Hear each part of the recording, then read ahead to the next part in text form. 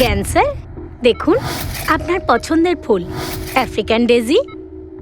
আপনার এই রঙের ফুল খুব ভালো লাগে, তাই না? এই বৃষ্টিটা খুব অদ্ভুত জিনিস। আগের বছর একদম হলো না, আর এবছর এত হলো যে কয়েক জায়গায় বন্যা চলে এলো।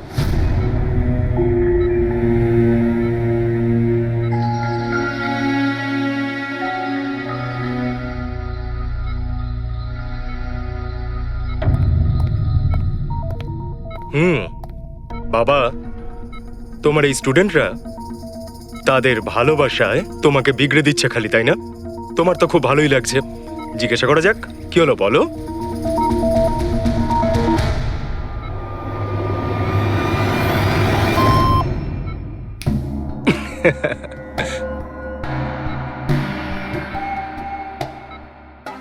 আরে এগুলো তো ময়লা কাপড়, তাই না? দিন, এটা আমাকে দিন।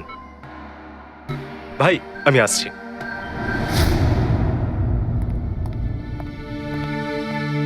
স্যার এখন কেমন আছেন? ভালোই আছে, আর আগের থেকে বেটার রয়েছে। আর সেটা শুধুমাত্র তোমাদের জন্যই সম্ভব হয়েছে। যদি তোমরা এখানে রোজ না আসতে, তাহলে হয়তো উনি সুস্থ হতে পারতেন না। আরে দাদা, এভাবে বলো না। স্যার তো আমাদের কাছে মা বাবার থেকেও বড়। একদম ঠিক। আর আমরা জীবনে যা কিছু শিখেছি সবকিছু স্যারের জন্যই হয়েছে। হ্যাঁ, এইভাবে তোমরা যদি আমাদের পাশে এসে না দাঁড়াতে, হয়তো আমরা দুজন এইভাবে বাবার দেখাশোনা করে উঠতে পারতাম না।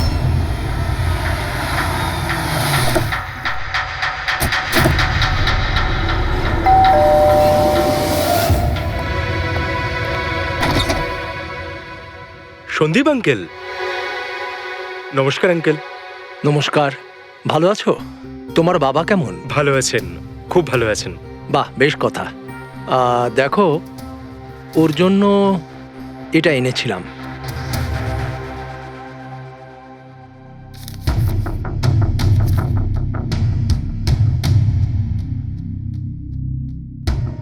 আঙ্কেল, 25 লাখ টাকার check?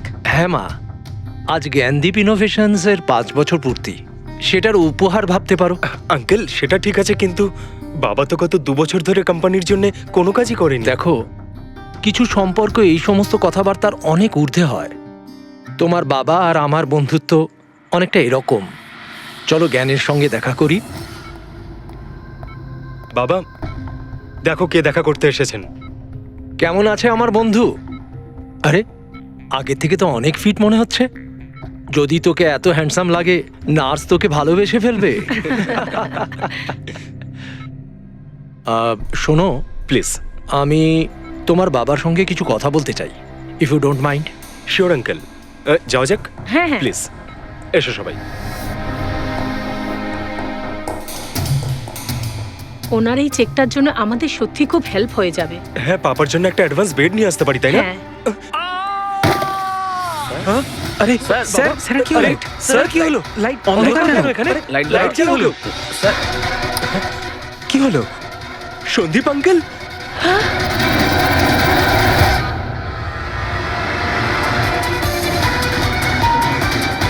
I think he is dead. Gyan sir, আপনি ঠিক আছেন তো? এই ছুরিটা ক্যান্সারের হাতে?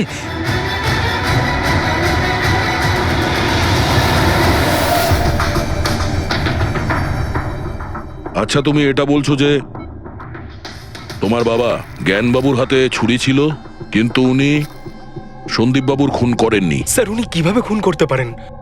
2 বছর ধরে তো উনি প্যারালাইজড।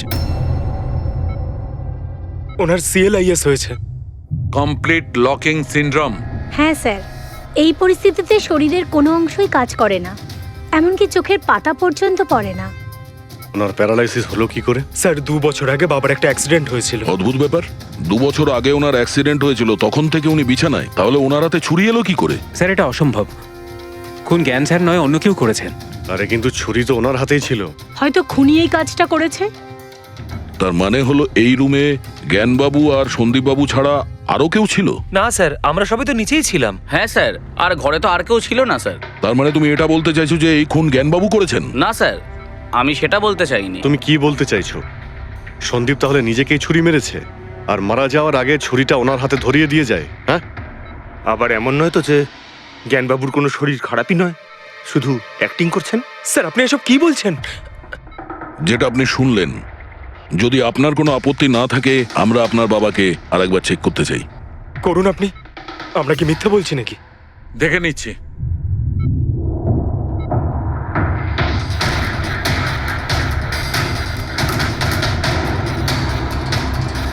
এনার তো পায়ের মাংসপেশিগুলো টোটাল অ্যাট্রোফিক হয়ে গেছে। তার মানে? মানে এক কথায় বলতে পারো যে পায়ের মাংসপেশিগুলো একদম ওই শিথিল হয়ে গেছে। উনি যদি চানও তাহলে 1 ইঞ্চিও এই খাট থেকে নড়তে পারবেন না। স্যার, এবার তো আপনাদের বিশ্বাস হয়েছে তাই না, যে আমার বাবা নাটক করছে না? এটা তো একদম শিওর যে ওই সময় তৃতীয় কেউ ছিল এখানে। আচ্ছা, এই উনি আবার জানালা দিয়ে আসেনি তো? পঙ্কজ, ফ্রেডি, তোমরা জানালার আশপাশটা ভালো করে চেক করে দেখো তো কোনো প্রমাণ পাওয়া যায় কিনা। স্যার, অদ্ভুত ব্যাপার, প্রথমবার এইরকম হলো যে খুনির সাক্ষী এখানে রয়েছে কিন্তু সাক্ষ্য দিতে পারবেন না। সেটা পাওয়া যেতে পারে স্যার, সাক্ষ্য কি করে পাবো? এই মেশিনের সাহায্যে, যার নাম হলো বিসিআই, ব্রেন কম্পিউটার ইন্টারফেস। এই মেশিনটা প্যারালাইজড পেশেন্টদের অনুভবগুলোকে বুঝতে সাহায্য করে। অদ্ভুত ব্যাপার, এটা কি সম্ভব? নিশ্চয়ই সম্ভব স্যার। স্যার, এই মেশিনটা রক্তের অক্সিজেন ফ্লোকে বুঝে নিয়ে পেশেন্টের অনুভবগুলোকে ব্যক্ত করে দেয়। একটু ভালো করে এক্সপ্লেন করো দেখি।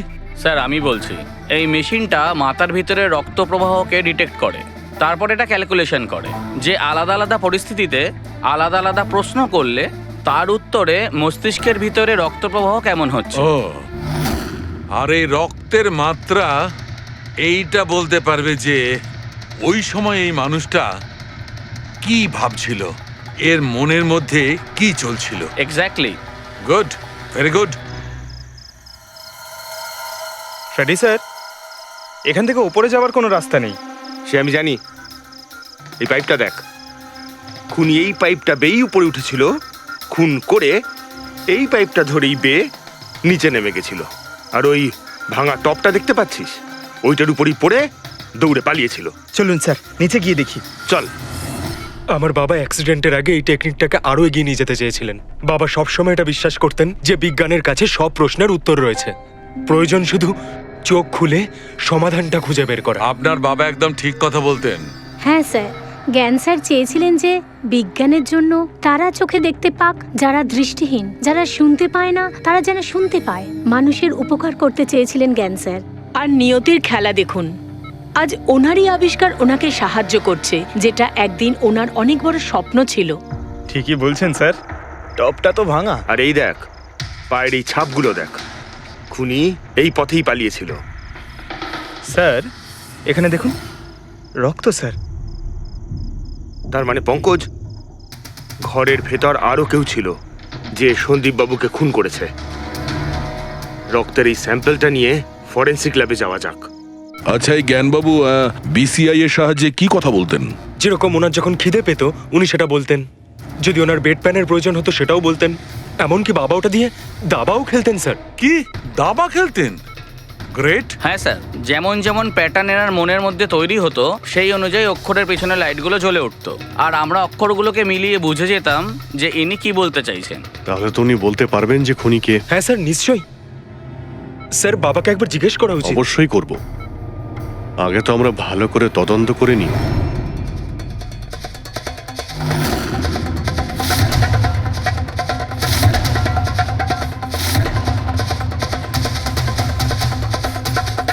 সারিকা, ছুরির মধ্যে কিছু পেলে? শুধু মিস্টার জ্ঞানের আঙুলে ছাপ পাওয়া গেছে, আর কারোরই নয়। তাহলে হতে পারে খুনি গ্লাভস পরেছিল স্যার খুন করার সময়। তার মানে খুনি জানলা দিয়ে ঘরের ভেতরে আসে, ও সন্দীপকে মারে, আর সেই ছুরিটা জ্ঞানের হাতে ধরিয়ে দেয়, আর তারপর লোকেরা এই রুমে আসার আগেই ও জানলা দিয়ে পালিয়ে যায়। স্যার, এটাও তো হতে পারে যে খুনি কোনো বাড়ির লোক। না পূর্বী, রুমে যতগুলো লোক ছিল স্যার, তাদের কারোর শরীরেই চোট বা আঘাতের চিহ্ন ছিল না স্যার। আর ওই শুকিয়ে যাওয়া রক্ত, ওটা কোনো বাইরের লোকেরই। একটা কথা বুঝতে পারছি না দয়া, যদি খুনি বাইরের লোক হয় তাহলে এটা কি করে জানলো যে সন্দীপ জ্ঞানের সঙ্গে দেখা করতে আসবে? 10 মিনিট আগে সন্দীপ পৌঁছে যায় আর তারপর ওর খুন হয়ে যায়। স্যার, এমন মনে হচ্ছে যে হতে পারে এই খুনি সন্দীপ বাবুকে ফলো করছিল। আর যখন সন্দীপবাবু তার পুরো দিনের শিডিউল বানাচ্ছিল, হতে পারে কোনোভাবেও জেনে গেছিল যে বিকেল বেলায় সন্দীপবাবু জ্ঞানবাবুর সঙ্গে দেখা করতে যাচ্ছেন। সে ঠিক আছে, কিন্তু এরা দুজনেই সন্দীপ আর জ্ঞানবাবু কথা বলবে সেটা কি করে জানলো? স্যার, এটাও হতে পারে যে খুনি জানতো না, আর যেহেতু ও ওকে ফলো করছিল, যেই সুযোগ পেয়েছে রুমে ঢুকে ওকে মেরে দিয়েছে। দয়া নিশ্চয়ই ওর সঙ্গে কোনো শত্রুতা ছিল এই সন্দীপের ওপর, সেই জন্যই তো খুনি পিছু না ছাড়েনি। আর বস, যার সঙ্গে এই সন্দীপ বাবুর শত্রুতা ছিল তার এ প্লাস্টিক অ্যানিমিয়া ছিল। ও আচ্ছা, এই জিনিসটা আসলে কি স্যার? পঙ্কজ, এটা একটা খুব রেয়ার ডিজিজ। এই অসুখটা খুব কম লোকের হয়। এতে মানুষের বোন ম্যারো আর বোন ম্যারো স্টেম সেলস ধীরে ধীরে নষ্ট হতে থাকে। রক্তের লোহিত রক্তকণিকা, শ্বেত রক্তকণিকা আর প্লেটলেটস সব ধীরে ধীরে নষ্ট হতে থাকে। যদি এই রোগটা রেয়ার হয়, তাহলে খোঁজ নেওয়া খুব একটা কঠিন হবে না যে শহরে কতজন লোক আছে যাদের এই ধরনের রোগ আছে। এ প্লাস্টিক অ্যানিমিয়া।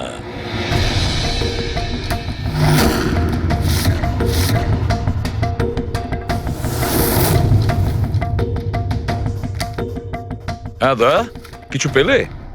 হ্যাঁ স্যার, এই শহরে সব মিলিয়ে ৪৫ জন লোক আছে যারা এই রেয়ার অসুখে ভুগছে স্যার। তাদের মধ্যে ১৬ জন তো দেশেই নেই। তার মানে বাকি রইল ২৯। তাদের মধ্যে ১৪ জন এমন লোক আছে যারা বয়স্ক, মানে উঁচু ব্যালকনি থেকে লাফাতে পারবে না। বাকি রইল ১৫। তাদের মধ্যে ৭ জন বাচ্চা আছে যাদের বয়স ১২ বছরের কম। তাহলে বাঁচলো ৮ জন। হ্যাঁ স্যার, আর ৮ জনের মধ্যে তো ৪ জন এমন আছে স্যার যারা অনেক বেশি মোটা স্যার। এই দেখুন, ও, এরা না ওই ব্যালকনিতে উঠতে পারে না লাফাতে পারে। অসম্ভব স্যার। তার মানে দয়া, আমাদের কাছে সাসপেক্ট ৪ জন সাসপেক্ট। হ্যাঁ স্যার। নাম কি তাদের? স্যার, লীলা, রমেশ, সুনীল আর হেমন্ত। নীলা, রমেশ, সুনীল আর হেমন্ত। রবি, স্যার, একটু দেখো তো আমাদের ক্রিমিনাল ডেটাবেসে কোনো পুরনো পাপি কিনা।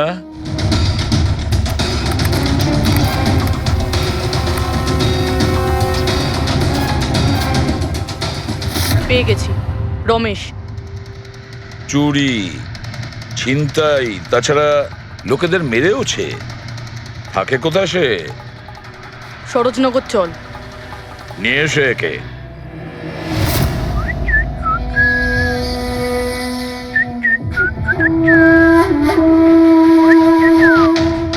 মালা, একটা ফুলের মালা আমাকেও একটু পরাও। আচ্ছা বলো, বিয়ে কবে করছো? বিয়ে? আর তোকে? আমার এতটাও খারাপ সময় আসেনি যে তোকে বিয়ে করতে হবে। কেন? তুই এতটাই খারাপ দেখতে যে তোর বাড়ির আয়না ভয় পেয়ে যায় তোকে দেখে। কিন্তু তোমার বাড়ির আয়না তোমার জন্য কবিতা বলে, এটা আমি খুব ভালো করে জানি। আরে, তোর হাতে আবার কি হলো? আরে কিছু না, শত্রুর সাথে যুদ্ধ করতে গেলে এরকম চোট লেগেই থাকে মালা দেবী। নাটক করিস না, বল কি হয়েছে?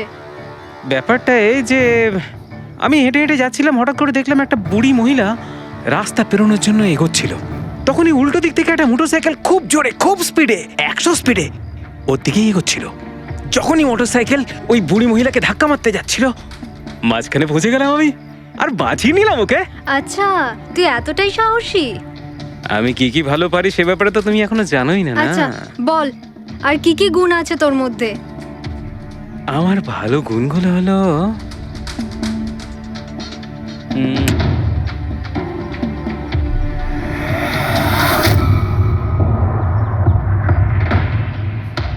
কি হলো?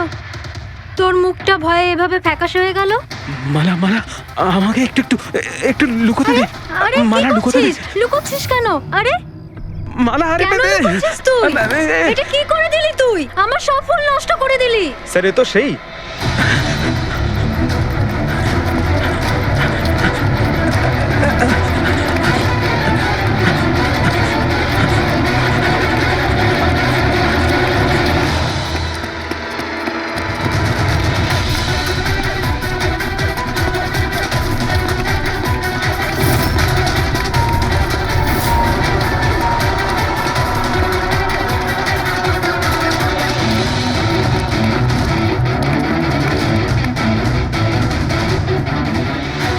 পালিয়ে গেছে মনে হয় স্যার। যাবেটা কোথায়?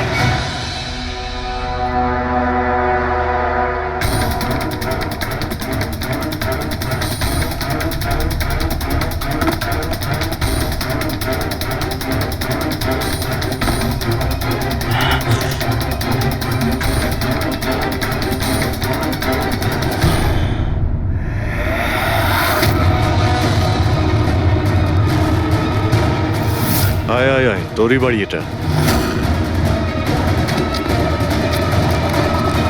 দৌড়াচ্ছিস কোথায়? হ্যাঁ, সিআইডি থেকে পালানো তো সহজ নয়। আমার একটা গুণ আছে, যখন আমি রেগে যাই তখন অপরাধীর খারাপ সময় শুরু হয়ে যায়। এর তো খারাপ টাইম শুরু হয়ে গেছে স্যার। এসব কোথা থেকে নিয়ে এসেছিস? হ্যাঁ,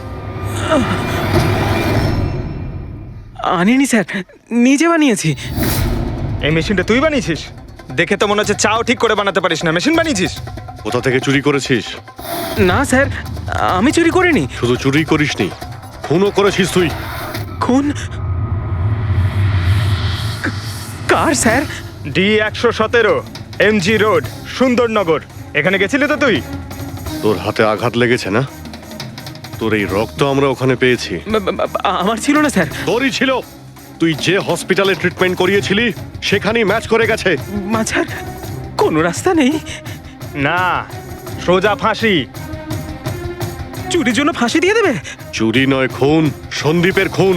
না স্যার, আমি কোনো খুনই করিনি। আমি তো শুধু ওখানে চুরি করতে গেছিলাম। তুই একে খুন করিসনি? হে ভগবান, কি বিপদে পড়লাম। মায়ের দিব্যি বলছি স্যার, আমি কোনো খুন করিনি। আমি তো খবর পেয়েছিলাম যে ওখানে একটা লোক থাকে যার প্যারালাইসিস হয়ে গেছে। চুরি কোথায় করতে হবে সেটা ভালো করে জেনে নিয়ে আমি ওখানে শুধু চুরি করতে গেছিলাম। আমি ওখানে শুধু এই কারণেই গেছিলাম। আমি তোকে চিনিও না, কেন মারবো? কারণ সন্দীপ তোকে চুরি করার সময় দেখে ফেলে, তাই একটা অপরাধ লুকোতে গিয়ে আরেকটা করে ফেলেছিস। হ্যাঁ, এই কথাটা সত্যি স্যার যে আমি ওখানে গেছিলাম। আর সন্দীপ আমাকে দেখে চিৎকারও করেছিল। ওর চিৎকার শুনে আমি ভয় পেয়ে গিয়ে পালিয়ে এসেছিলাম। তাহলে তোর লাগলো কি করে? এটা যখন সন্দীপ চিৎকার করলো তখনই লাইট চলে গেছিল, আর অন্ধকারে আমি নিচে লাফালাম। ওই লাফাতে গিয়ে চোট লেগে গেছে। ওই রুমের মধ্যে তুই ছাড়া সেই সময় আর কেউ ছিল না। তুই খুন না করলে কে খুন করবে? না স্যার, আমি ছাড়া অন্য কেউ ছিল ওখানে। কে?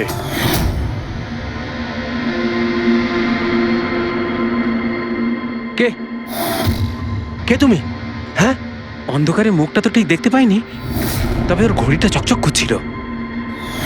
ঘড়ি? সন্দীপ তো কোনো ঘড়ি পড়েছিল না। স্যারও মিথ্যে বলছে। কোনো মানুষ ছিল না, কোনো ঘড়ি ছিল না। কেউ ছিল কি ছিল না তার উত্তর তো ওই দিতে পারবে। জ্ঞান, উনি আজ কেমন আছেন? স্যার আগের থেকে বেটার, কিন্তু আজকে কিছু জিজ্ঞাসা করতে চান ওনাকে? শুরু করি। শিওর স্যার, কিন্তু আপনারা যা জিজ্ঞেস করতে চান একটু স্লোলি জিজ্ঞাসা করবেন স্যার, যাতে উনি আপনাদের এক একটা শব্দ বুঝতে পারেন স্যার। হ্যাঁ, জ্ঞানবাবু, এ রমেশ, এ একজন চোর। যে রাতে সন্দীপ বাবুর খুন হয়েছিল ও এখানে চুরি করতে এসেছিল। ও বলছে যে সেই রাতে এখানে অন্য কাউকে দেখেছিল।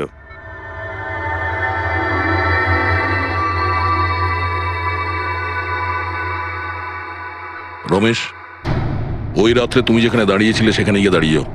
হ্যাঁ স্যার, স্যার আমি এই দিক দিয়ে ঢুকেছিলাম আর এখানে এলাম, আর তারপর আমি এদিকে দেখলাম, আর যখনই আমি এখানে পৌঁছালাম দেখলাম সন্দীপ ওখানে দাঁড়িয়ে আছে। আমি ভয় পেয়ে পেছন দিকে ঘুরলাম আর তখনই কারেন্ট চলে গেল। এখানে দাঁড়িয়েছিলে মানে উনি নিশ্চয়ই তোমাকে দেখেছেন। আচ্ছা, ও কি এখানে ছিল?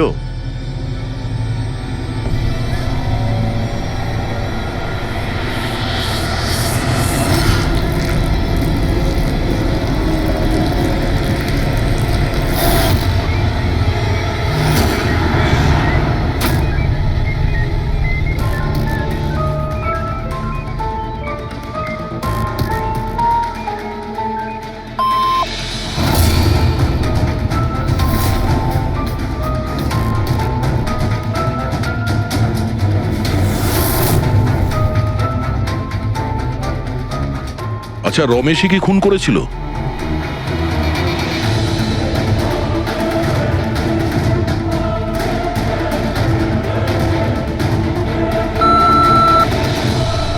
নো নো স্যার, নো মানে না স্যার, আমি বলেছিলাম না আমি মারিনি স্যার।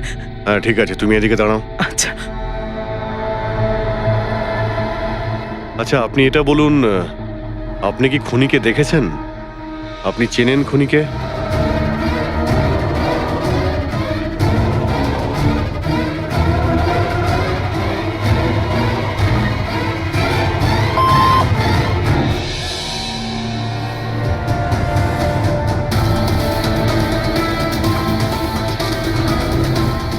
আচ্ছা, খুনি এই মুহূর্তে এই রুমে আছে?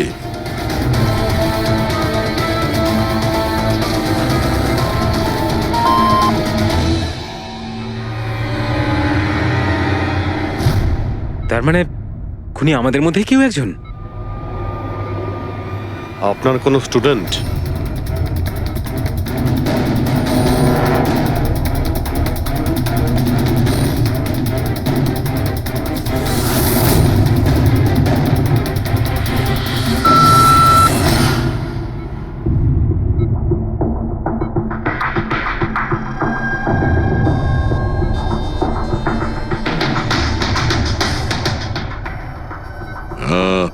নার্স কিংবা ওয়ার্ড বয়? এসবের মধ্যে আপনারা আমাকে কেন টানছেন? আপনি যদি কিছু করেই না থাকেন, আপনি ভয় পাচ্ছেন কেন?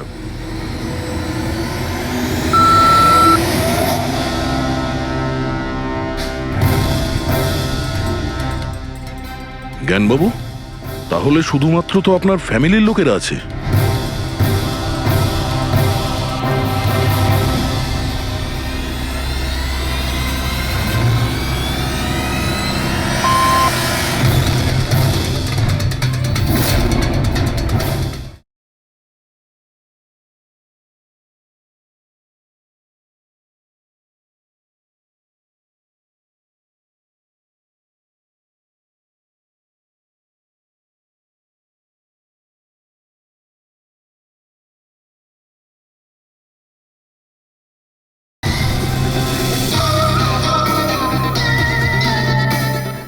কি বাবা, তুমি এসব কি বলছো? হ্যালো, রিল্যাক্স, ওখানে দাঁড়িয়ে থাকো। যাও, ওখানে দাঁড়িয়ে থাকো। আচ্ছা, এটা বলুন, আপনার ছেলেই কি খুনি?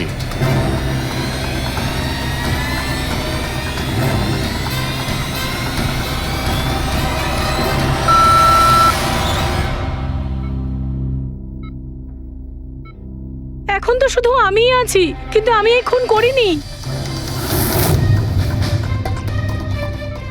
জ্ঞানবাবু, আচ্ছা জ্ঞানবাবু, রিনা খুনি?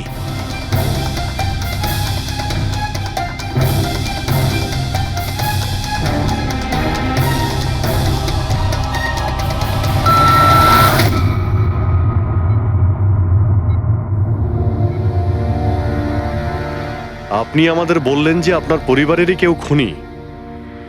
তাহলে সে কে?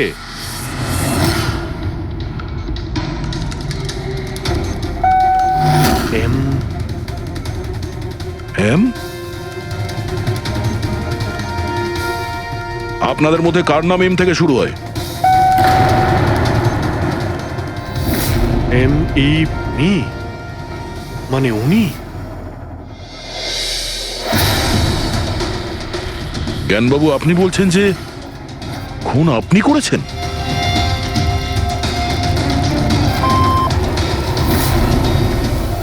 বুঝতে পারছি না ইনি কেন আমাদের সঙ্গে এরকম খেলা খেলছেন। কালকের কাগজে হয়তো আসবে যে সিআইডি নাকি খুনের অপরাধে এমন লোককে অ্যারেস্ট করেছে যে নাকি প্যারালাইসিস হয়ে পড়ে আছে 2 বছর ধরে। খুনি নিশ্চয়ই জ্ঞানবাবুর আশেপাশের কেউ। উনি ওকে বাঁচানোর চেষ্টা করছেন, জানি না কেন। সমস্ত অভিযোগ উনি নিজের মাথায় নিচ্ছেন। যদি সে আপন কেউ হয় তাহলে সেই ছুরি ওনার হাতে কেন দিতে যাবে? অন্য কারোর হাতে দিত, যাকে সহজেই বিশ্বাস করা যেত।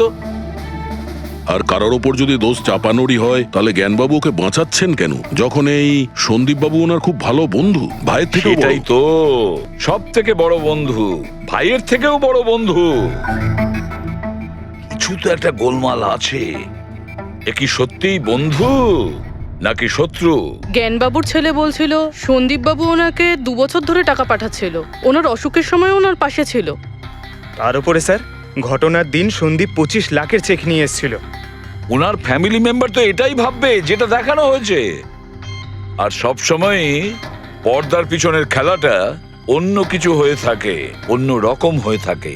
কিন্তু স্যার, পর্দার আড়ালের সত্যিটা তো শুধুমাত্র জ্ঞানবাবুই জানেন, আর উনি তো সত্যি কথা বলছেনই না। জ্ঞানবাবু সত্যি কথা বলছেন না তো কি হয়েছে বস? ওর মস্তিষ্ক তো সত্যি কথা বলবে। আমার জ্ঞানবাবুর মস্তিষ্ক চাই। জ্ঞানবাবুর মস্তিষ্কটা এনে দাও, তারপর দেখবে তুড়ি মেরে খুনির কাছে পৌঁছে যাব। ডক্টর সালুকে, এটা কি ধরনের ডিমান্ড করলেন আপনি? কারণ মস্তিষ্ক কি করে নিয়ে আসা সম্ভব? কেন হবে না ফেডরিক? এই কেসে ওনার মস্তিষ্ক তো ওকে এনে দিতেই পারি আমরা। কেননা গত 2 বছরে ওনার মস্তিষ্কে যা কিছু ঘটেছে সব বিসিআই মেশিনে রেকর্ড হয়েছে। এক্স্যাক্টলি বস। আর এই মেশিনে আমাদের বলবে যে জ্ঞান বাবুর সঙ্গে ওর কি আর কেমন সম্পর্ক ছিল। হ্যাঁ ফেডরিক, সব ডেটাগুলো নিয়ে এসো বিসিআই মেশিনের। আর দয়া, রমেশকে ওনাদের বাড়িতে নিয়ে যাও, আর ওখানে যে কয়জন লোক ছিল সবার ঘড়ি চেক করাও। স্যার, এখনো আমাদেরকেই সন্দেহ করছেন? হ্যাঁ, আর ততক্ষণ সন্দেহ করব যতক্ষণ না আসল খুনিকে পাওয়া যায়। কিন্তু জ্ঞান স্যার তো বলেই দিয়েছেন আমরা সবাই নির্দোষ, তাও আপনারা। হতে পারে উনি মিথ্যে কথা বলছেন তোমাদের মধ্যে কাউকে বাঁচানোর জন্য। তাহলে আপনারা আসল খুনিকে কিভাবে খুঁজবেন? সিআইডি এই দায়িত্ব আমাকে দিয়েছে, কেননা সেই রাতে আমি খুনির ঘড়িটা দেখতে পেয়েছিলাম। কিন্তু সেদিন তো ঘরে অন্ধকার ছিল, তুই ঘড়ি কি করে দেখলি? ম্যাডাম, এই পৃথিবীর বেস্ট চোর আমি। যে জিনিসের দিকে নজর দিই মাথায় পুরো কুষ্টি চেপে যায়। তাহলে দুনিয়ার বেস্ট চোরবাবু, কাজে লেগে যান।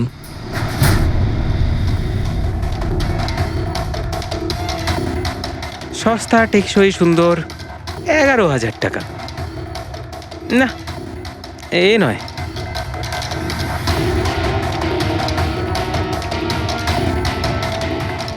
না স্যার, আপনি একটু হাতটা দেখাবেন?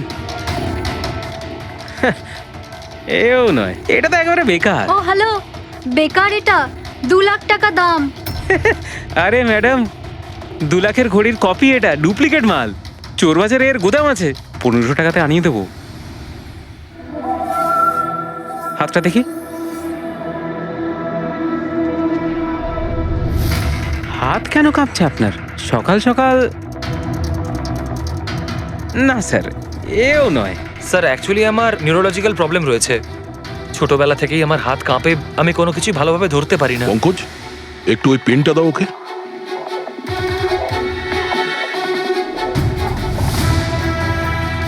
ঠিক করে ধরবেন আপনি। এ তো পেনটাও ধরতে পারছে না।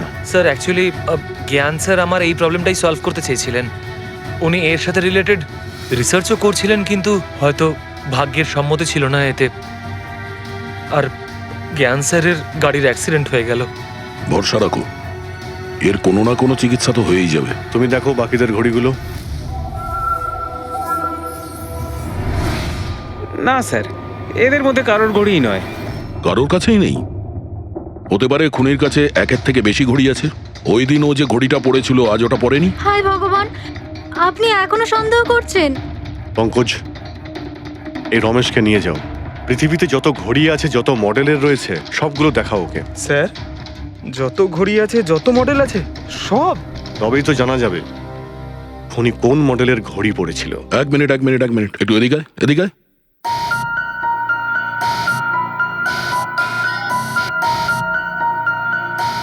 এই নাও,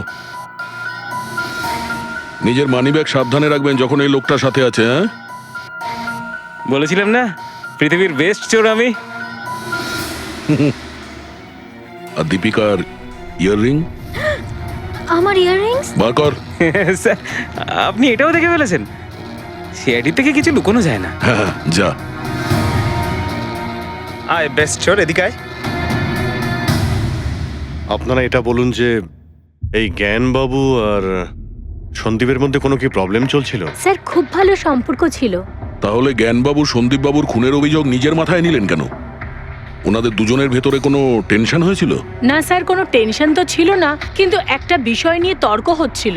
অ্যাক্সিডেন্টের ঠিক আগে ওনার বিসিআই মেশিনটা একটা পয়েন্টে এসে আটকে গেছিল, আর কোনো রকম সলিউশনও পাওয়া যাচ্ছিল না। এই জন্য জ্ঞান স্যার সবসময় বিরক্ত থাকতেন আর খুব রাগও করতেন। হ্যাঁ স্যার, যখন সন্দীপ আঙ্কেল বাবাকে বলেছিলেন যে আপনি চিন্তা করবেন না, দেখবেন সব ঠিক হয়ে যাবে, তখন বাবা ওনার উপরও রেগে গেছিলেন।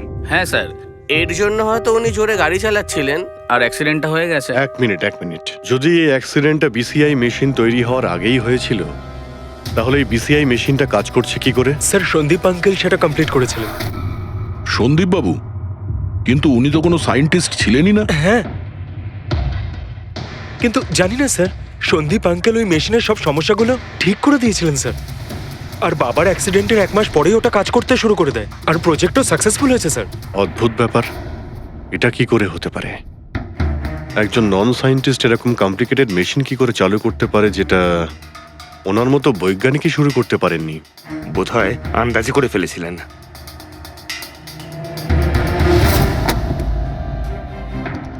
মাই গড, গত 2 বছরে এত ডেটা বেরিয়েছে ওনার একার? হ্যাঁ বস, আর এই পেপারগুলোর প্রত্যেকটা জায়গা খুঁটিয়ে খুঁটিয়ে ভালো করে দেখতে হবে যে সত্যিটা কি ছিল যেটা জ্ঞানবাবু আমাদের থেকে লুকোতে চাইছেন। এক একটা শব্দ, এক একটা অক্ষর জুড়ে তার প্যাটার্ন বানিয়ে দেখতে হবে। চলে এসো, সবাই মিলে কাজ করি। সবাই চলে এসো। রেডি?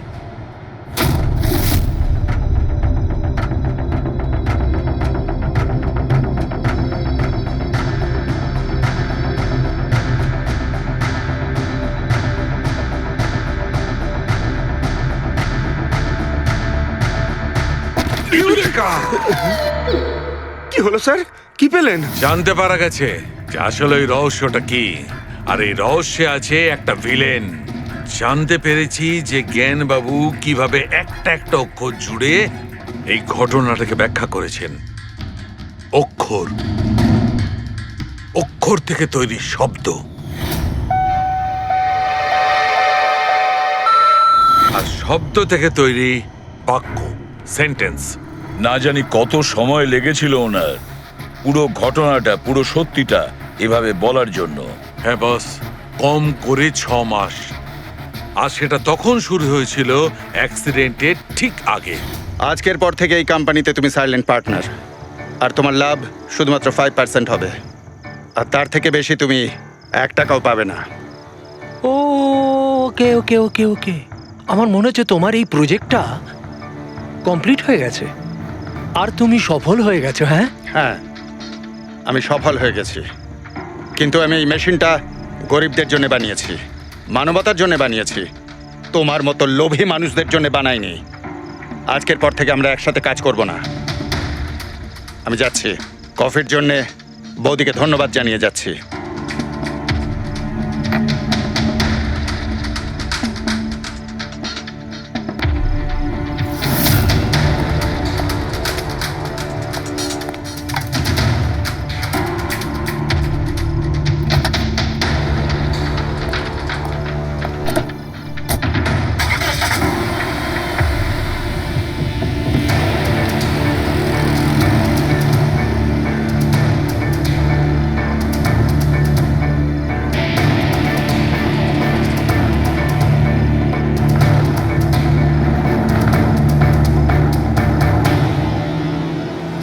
এ কি হলো?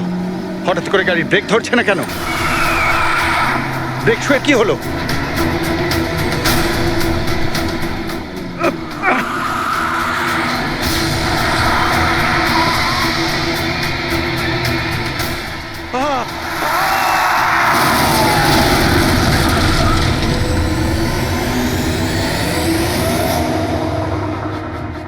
এবার বুঝতে পেরেছো আমাকে ঘাঁটানোর পরিণাম?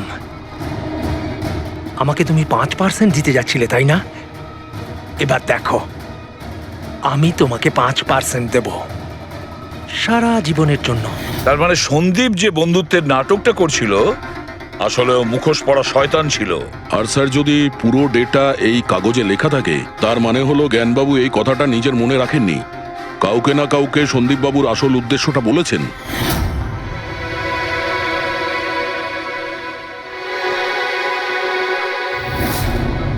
আর উনি এ ব্যাপারে যে বা যাকে সত্যিটা বলেছিলেন সেই হলো অপরাধী, সেই হলো সন্দীপের খুনি। কিন্তু স্যার, যদি খুনি জ্ঞানবাবুর হয়ে প্রতিশোধ নিতে চাইতো, তাহলে খুনি ছুরিটা জ্ঞানবাবুর হাতে কেন ধরালো? ওনাকে ফাঁসাতে চাইছিল? না পুরবি, আমার তো মনে হয় না। খুনি ওনাকে সান্ত্বনা দিতে চেয়েছিল, যে এটা বোঝাতে চেয়েছিল যে দেখুন, আমি আপনার হয়ে সন্দীপকে মেরে ফেলেছি, আপনার প্রতিশোধ আমি নিলাম। আর তাকে বাঁচানোর জন্য জ্ঞানবাবু পুরো অভিযোগ নিজের উপর নিয়ে নিয়েছেন। দয়া, খুনির কাছে পৌঁছানোর একটাই রাস্তা আছে, সেই ঘড়িটা, রিস্ট ওয়াচ, যেটা রমেশ দেখেছিল।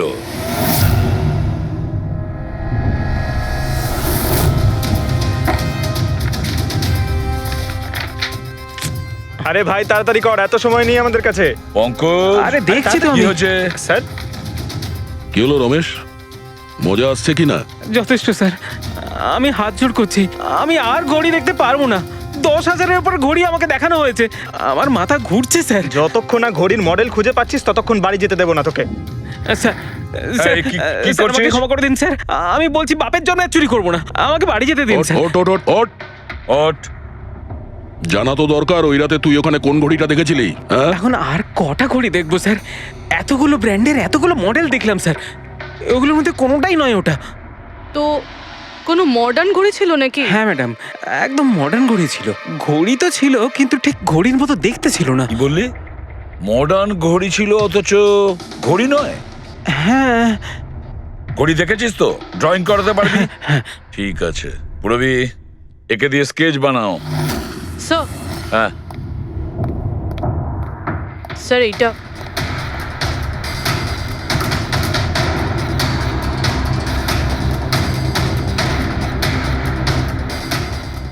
মাই গড, কি হলো? 1 মিনিট বস, একদম জ্যাকপট লেগে গেছে। রমেশ, এদিকে এসো। ওকে। মন দিয়ে দেখো, এই ঘড়িটাই ছিল। এটাই ছিল, একদম এটাই ছিল স্যার। এটা কিরকম ঘড়ি স্যার? চুরি করলে কত পয়সা পাবো? পয়সা নয়, টাকা পাবে, লাখ লাখ টাকা। এত দামি ঘড়ি এটা? ঘড়ি নয়, এটা স্যাটলা বলে একে, স্যাটলা। স্যাটলা? এবার খুনি কে সেটাও আমি বলতে পারি। কে এই খুনি? সে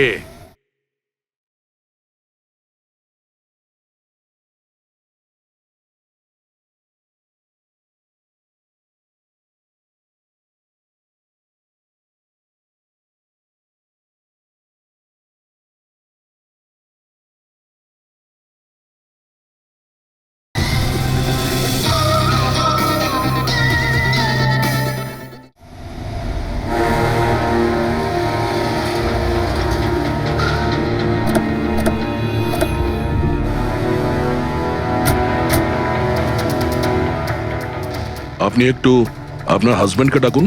কিন্তু আপনারা কারা? আপনি ডাকুন না ওনাকে, উনি চেনেন আমাদের। সোনু, সোনু একটু বাইরে এসো, কারা দেখা করতে এসেছে?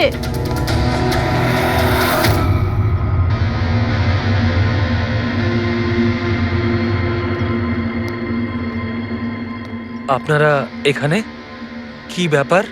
এমনি এখান দিয়ে যাচ্ছিলাম, তাই ভাবলাম যে দেখা করে যাই। আমি এরকম কথা আগেও শুনেছি। দেখা করে যাই না, তোমাকে গ্রেপ্তার করে নিয়ে যাই। গ্রেপ্তার? কিন্তু কিসের জন্য? আপনার স্বামী সন্দীপকে খুন করেছে। স্যার, আমি আপনাদেরকে বলেছিলাম তো, এই দেখুন, আমি ঠিক করে জলটাই খেতে পারি না, কারোর মার্ডার কি করে করব? খুন তো করেছো, আর তুমি এই হাত দিয়েই করেছো। কোথায় সেই সেটলা ওয়াচ? হ্যাঁ, ঘড়ি কোথায়?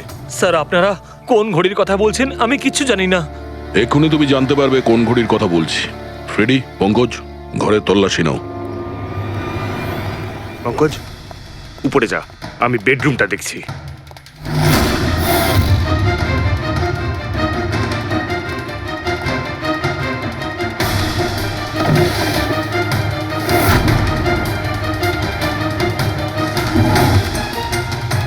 কিচ্ছু নেই।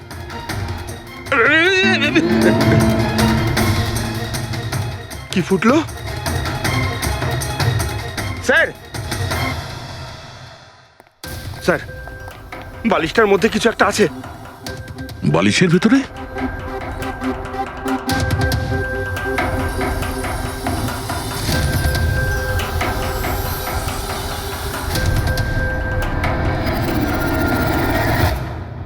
তাই তো, ঘড়ির মতো দেখতে। হ্যাঁ। এই ঘড়িটা কার? আর এই বালিশের ভেতরে কি করছে? আমি কি করে জানবো? যে দোকানদারের থেকে বালিশটা কিনেছিলাম তারই হবে। পড়ো এটা। স্যার, আমি কারোর ঘড়ি কেন পড়তে যাবো স্যার? তুমি এটা পড়বে নাকি অ্যারেস্ট করবো আমরা? অভিজিৎ, একটা কাজ করি, আগে আগে ঘড়ি পরাই, হাত করা তো নিজের থেকেই লেগে যাবে। হ্যাঁ, নাও ওই ঘড়িটা খোলো। স্যার,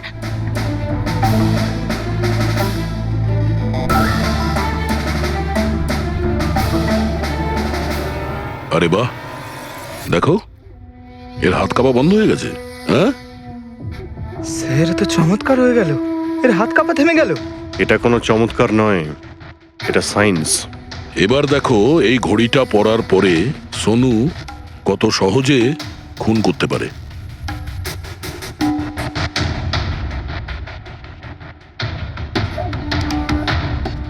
স্যার কিন্তু এই ঘড়িটা কাজ করে কি করে? এটাকে সেটলা বলে পঙ্কজ। মোশন সেন্সর আর আর্টিফিশিয়াল ইন্টেলিজেন্স টেকনিক দিয়ে বানানো হয় এই ঘড়ি, কারণ ওর মতো যাদের এই রোগ আছে তাদের জন্য, মানে যাদের হাত কাঁপে। শুধু একটাই উদ্দেশ্য ছিল আমার, প্রতিশোধ আর প্রতিশোধ। জ্ঞান স্যার আমাকে বিসিআই এর সাহায্যে সবকিছু বলে দিয়েছিলেন। আপনাকে কথা দিচ্ছি স্যার, আপনার শত্রুদের শাস্তি দিলেই আমি একটু শান্তি পাবো। এটা আমার তরফ থেকে ছোট্ট গুরুদক্ষিণা মনে করতে পারেন। সেদিন কোম্পানির অ্যানিভার্সারি ছিল আর আমি জানতাম যে সন্দীপ ওখানে নিশ্চয়ই আসবে। প্রত্যেকবারের মতন জ্ঞান স্যারের সাথে ও ওটাই করবে। জ্ঞান স্যারের সাথে কথা বলার আগে ও সবাইকে বাইরে বের করে দিত, যাতে ও স্যারকে অপমান করতে পারে। কিন্তু এইবারে ও এটা জানতো না যে মৃত্যু ওর জন্য অপেক্ষা করছে। আজ আমাদের কোম্পানির 5 বছর পূর্তি। যখন বাড়ির প্রত্যেকে রুমের বাইরে এক এক করে চলে গেল, তখন ওদের খেয়াল ছিল না যে আমি ওদের সাথে নেই।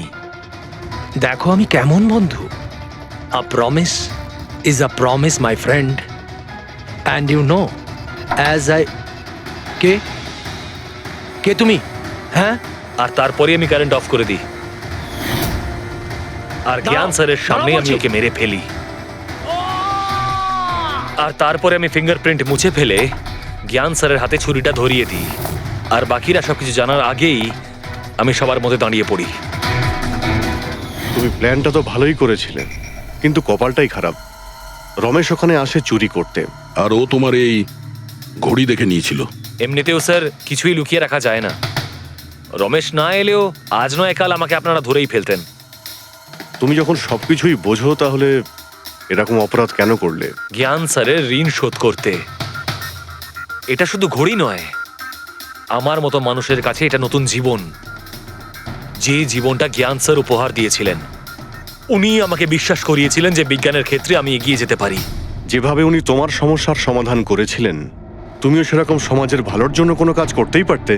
কিন্তু তুমি আলোর দিকে যাওয়ার পরিবর্তে অন্ধকারের দিকে চলে গেলে। আর এমন অন্ধকূপে পৌঁছলে যেখানে আসার কোনো আলোই নেই।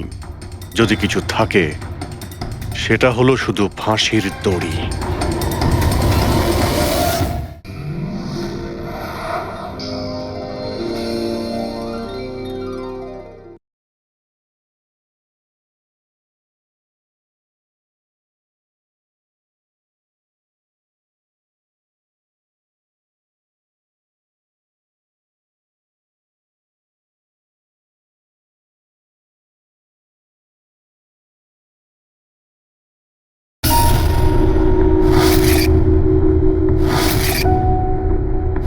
জ্ঞান স্যার, দেখুন আপনার পছন্দের ফুল আফ্রিকান ডেজি। আপনার এই রঙের ফুল খুব ভালো লাগে, তাই না? এই বৃষ্টিটা খুব অদ্ভুত জিনিস। আগের বছর একদম হলো না, আর এবছর এত হলো যে কয়েক জায়গায় বন্যা চলে এলো।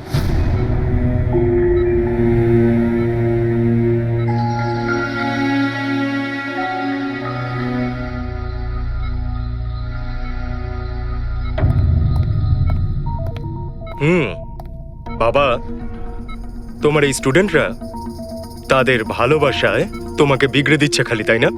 তোমার তো খুব ভালোই লাগছে। জিজ্ঞাসা করা যাক কি হলো, বলো।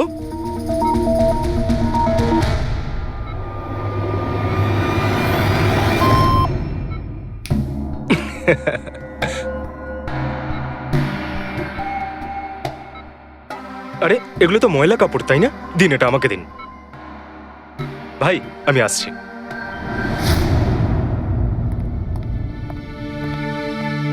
স্যার এখন কেমন আছেন? ভালোই আছে, আর আগের থেকে বেটার রয়েছে। আর সেটা শুধুমাত্র তোমাদের জন্যই সম্ভব হয়েছে। যদি তোমরা এখানে রোজ না আসতে তাহলে হয়তো উনি সুস্থ হতে পারতেন না। আরে দাদা, এভাবে বলো না। স্যার তো আমাদের কাছে মা বাবার থেকেও বড়। একদম ঠিক। আর আমরা জীবনে যা কিছু শিখেছি